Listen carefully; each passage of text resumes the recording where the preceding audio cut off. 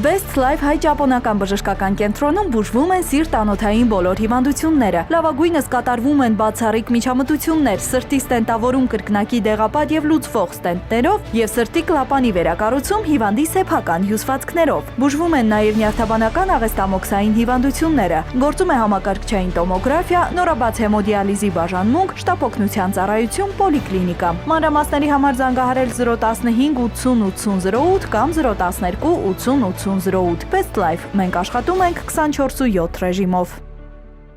Բարև հարգելի հեռուստադիտող Մեդինֆորմն է եթերում, սեպտեմբերի 29-ը ամբողջ աշխարհում նշվում է որպես սրտի համաշխարհային օր, եւ հենց այսօրն է, որ իրազեկվածությունը բարձրանում է սիրտանոթային հիվանդությունների վերահսկման,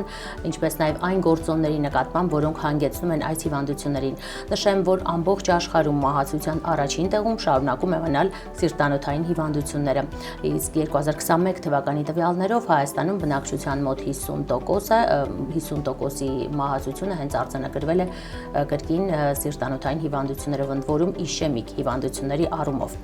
Ես զրուցել եմ եկել Best Life բժշկական կենտրոնի բուժական գծով փոխտնօրեն, գլխավոր բժիշկ ինտերվենցիոն սրտաբան Կարեն Համբարձումյանի հետ։ Բարև բժիշկ։ Բարև ձեզ։ Այսօր, ինչպես նշեցի, սրտի համաշխարհային օրն է եւ դուք ամեն օր բախվում եք այս խնդրին, ամեն օր կատարում եք այն վիրահատությունները, որոնք կյանքի եւ մահվան սահմանը գծում են, փրկելով կյանքեր։ Խնդրեմ ներկայացրեք, ինչպիսին է պատկերը, արդյոք այս հիվանդությունները աճման միտում ունեն, թե նվազել են։ Տեսեք, ուրեմն, այո, այնքան կարևոր էր սիրտանոթային հիվանդությունները, որ 1999 թվականին որոշեցին սեպտեմբերի 29-ը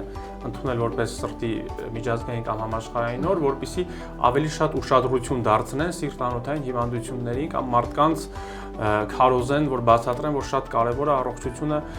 պահպանել, կանխարգելել։ Այո, չնայած այս արդի ժամանակակից զարգացվածությանը, որտեղ ամեն տարի նոր մոտեցումները, ամեն տարի նոր ինչ-որ մի միջամտության տեսական նոր գործիք է, մանավանդ ինտերվենցիոն սրտաբանության ասպարեզում ստեղծվում, բայց չնայած այս ամեն զարգացվածությանը, սիրտանոթային հիվանդությունները ամբողջ աշխարհում, այդ թվում եւ Հայաստանում շարունակում են մնալ բարձր տարածվածության եւ մահացության մեջ սիրտանոթային մահերը գրավում են առաջի տեղը։ Շուրջ տարբեր երկրներում, բայց միջինում 40-ից 50% են կազմում, անգամ առաջ են ուռուցքային ուռուցքի հետևանքով պատճառված մահերից։ Եվ ցավոք սրտի, չնայած այս բոլոր բժշկության զարգացվածությանը, լուսավորչական աշխատանքներին միևնույնն է, որը որ մեզնից կախված է, միևնույնն է չենք շարունակում անել։ Որտեվ այս ամեն ինչի մեջ կան ռիսկի ֆակտորներ, որոնք կախված են քեզնից։ Այո, բաներ կա, որ չես կարող փոխես, ենթադրենք տարիքը, գենետիկան, սեռը,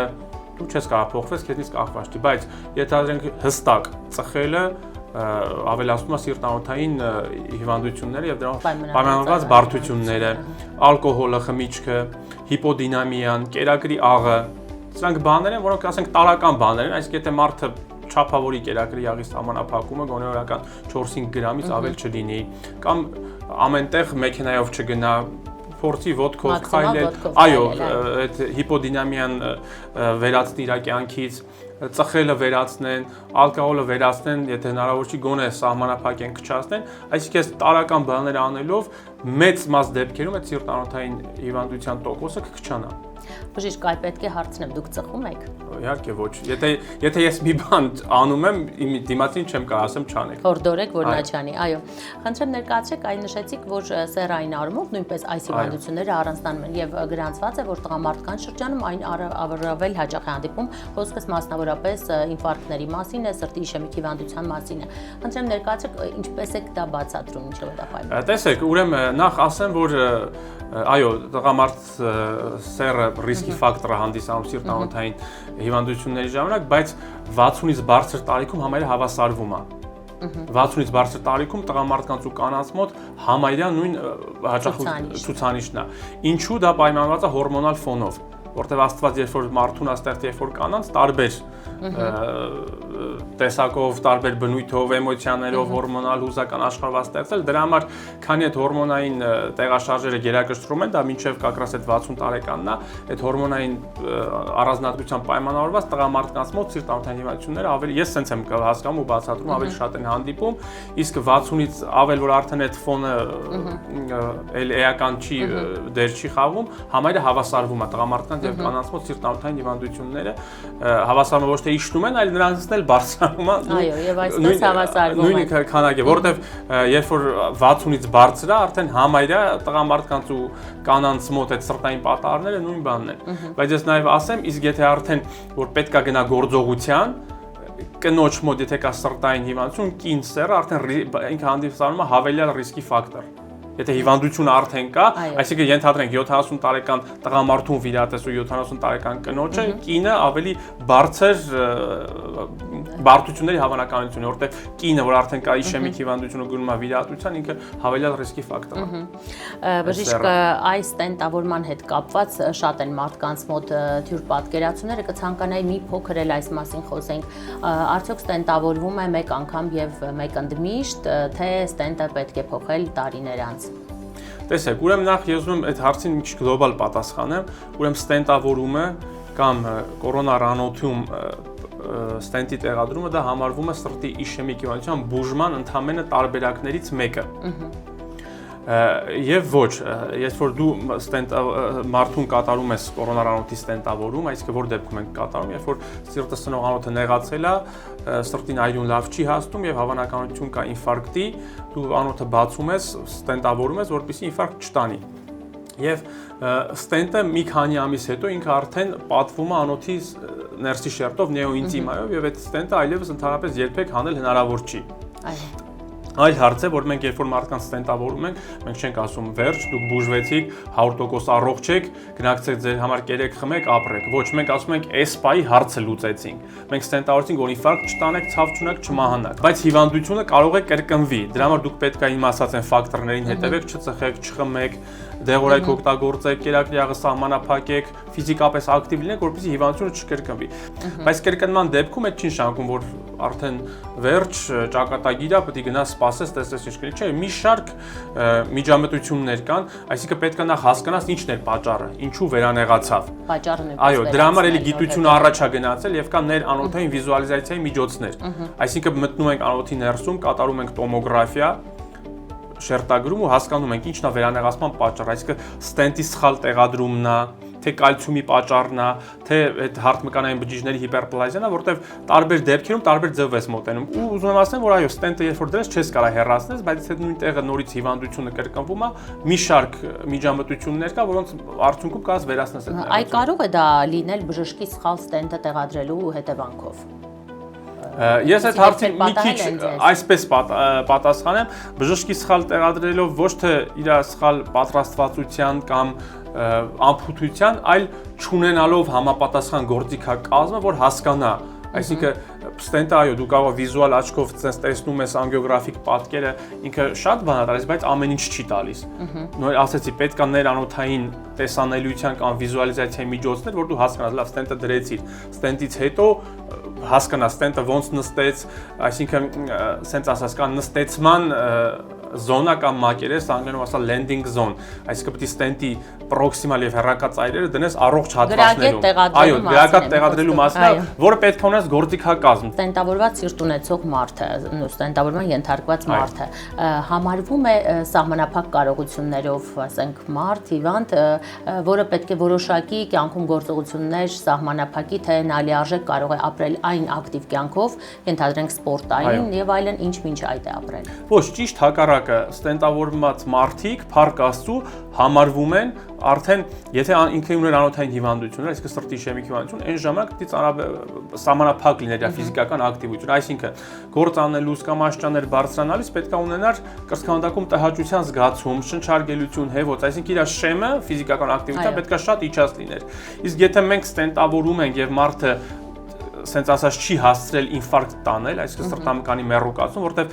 ինֆարկտի դեպքում ստենտավորումը եւ մինչեւ ինֆարկտ ստենտավորումը տարբեր արդյունքներ է տալիս հիվանդի մոտ։ Այսինքն հիվանդին հաշմանդամ դարձնում է ինֆարկտը, ոչ թե ստենտավորումը։ Այսինքն եթե մենք հիվանդին ստենտավորում ենք մինչև ինֆարկտ տանելը, ինքը իր կյանքի որակը բարձրանում է ու իրան ոչ թե ինքը արդեն պետք է առողջության սահմանափակում, այլ ընդհակառակը այն ժամանակ որ սահմանափակ իր ֆիզիկական այո, իսկ ոնց որ առողջ մարդկանց նաև իրան ծխել, խմել եւ իմացած ֆակտորները պետք է պահել։ Քանի որ մենք այսօր ու կներեք մի բան էլ ասեմ, որ թյուր կարծիք կա ժողովրդի մեջ, որ ասում են այս մարդուն ստենտավորեցին մահացավ։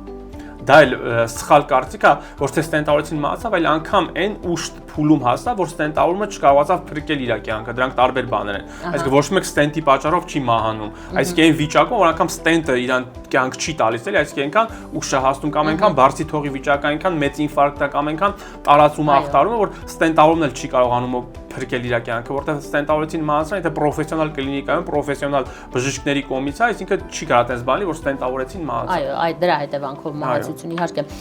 Բժիշկ, քանի որ այսօր մենք մասնավորապես ոչ թե կանգ ենք առնում որևէ հիվանդության վրա եւ դրա բուժման մեթոդների, այլ հենց սրտի համաշխարհային օրվա հետ կապված է մեր հարցազրույցը եւ ուզում ենք բնակչությանն էլ քարոզել առողջ ապրելակերպ ունենալ եւ բոլոր այն գործոնները, որոնք դուք էլ նշեցիք, աղի ավելցուկը, խոլեստերինը, գերքաշը, հիպոդինամիան, այո, խնդրեմ հանրությանը ձեր կողմից որպես սրտաբան ներկայացրեք, ինչից խուսափել։ Ես կուզենամ ասել, որ առողջությունը Աստծուց մարդուն տրված մեծագույն արժեքն է, մեծագույն պարգևն է, որը շատ թանկ է։ Ու ժամանակակից զարգացված բժշկության պայմաններում անգամ համարյա շատ քիչ են հիվանդություններ, որը իրանք վերջնական բուժվում են։ Ես չեմ խոսում սուր փուլից անցկացնել քրոնիկ փուլի։ Ես խոսում եմ, որ վերջնական բուժում ստանաս, դրա համար շատ կարևոր է ու շատ թանկ է այդ առողջությունը, որտեղ մարդի առողջությունը վնասում է, ենթադրենք չի հետևում, սկսած իր հանգստից, վերջացած այդ առողջ սնունդից, վերջացած առողջ աշակերտներից, հետո ասում է՝ «Խի Աստված, խի սենց պատահեց իմ կյանքում»։ Դրա համար չարաշահում է առողջությունը։ Դրա համար այդ Աստծո կողմից տրված այդ թանկ պարգևը, այդ թանկ արժեքը պետքա պահպանել, պետքա փայփայել։ Այո, առաջինը նախ պետքա մարդ իր քնի ու հանգստի ռեժիմ սահմանի, այո, ոչ այն հիպոդինամիանը գովելի, ոչ էլ, այսինքն մարդիկ կան, չէ, նստում են, չեմ ամ գիշեր ցերեկ ծխում, խմում, չգիտեմ, կինոներ են նայում, ինչ են անում, ասում եմ մի ժամ քնացի, 2 ժամ ու տենց վնասում առողջությունը։ Այսինքն այո, պետք է մենք պահպանենք եւ մեր հանգստի եւ աշխատանքի ռեժիմը եւ սնունդը, այո, ճիշտ սնվենք, ինչպես դուք ասացիք, այո, խոլեստերինից հարուստ սնունդից զերծ մնանք, ինչպես նաեւ այդ խմիչքը, ծխելը, հետեւել ֆիզիկական ակտիվությանը,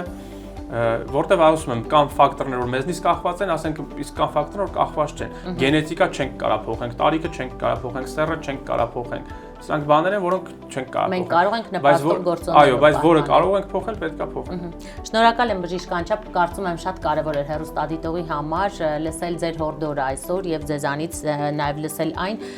թե ինչպես պետք է պահպանել սրտի առողջությունը։ Շնորհակալ եմ ձեր ժամանակը մեզ հատկացնելու համար։ Հարգելի հեռուստադիտող, շնորհակալ եմ նաեւ ձեզ ուշադրության համար։ Մեդինֆորմը այսօր զրուցեց Best Life բժշկական կենտրոնի բուժգծով փոխտնօրեն, գլխավոր բժիշկ ինտերվենցիոն սրտաբան Կարեն Համբարձումյանի հետ։ Եվ հավատացեք, բժիշկը ամեն օր հարյուրավոր այսպիսի դեպքեր է տեսնում, երբ այո, բարձի թողի վիճակից ելնելով մարդը կանգնում է փաստի առջև։ Այնպես որ փորձեք այս վնասակար սովորությունները հաղթահարել եւ մի օր պարզապես որոշում կայացնել ապրել ավելի առողջ եւ ունենալ ավելի առողջ սիրտ։ Կհանդիպենք, առողջ եղեք։ Best Life հայ-ճապոնական բժշկական կենտրոնում բուժվում են սիրտ-անոթային բոլոր հիվանդությունները։ Լավագույնս կատարվում են բացառիկ միջամտություններ, սրտի ստենտավորում կրկնակի դեղապատ եւ լուծվող ստենտներով եւ սրտի կլապանի վերակառուցում հիվանդի սեփական հյուսվածքներով։ Բուժվում են նաեւ նյարդաբանական աղեստամոքսային հիվանդությունները։ Գործում է համակարգչային տոմոգրաֆիա, նորաբաց հեմոդիալիզի բաժանմունք, շտապօգնության ծառայություն, պոլիկլինիկա։ Մանրամասների համար զանգահարել 015 80 80 08 կամ 012 80 80 08 Best Life։ Մենք աշխատում ենք 24/7 ռեժիմով։